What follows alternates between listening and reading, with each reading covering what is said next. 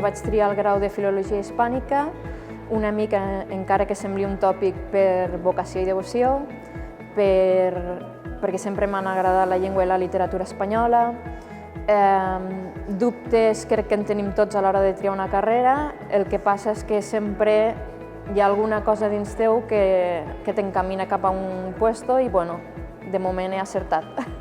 Després d'estudiar Filologia Hispànica vaig fer un màster en Agents d'Igualtat d'Oportunitats per a les Dones i em va permetre treballar on estic actualment, al Centre d'Igualtat d'Oportunitats i Promoció de les Dones de la Universitat de Lleida, on desenvolupo tasques relacionades amb la comunicació i especialment amb la redacció de textos per als diferents canals.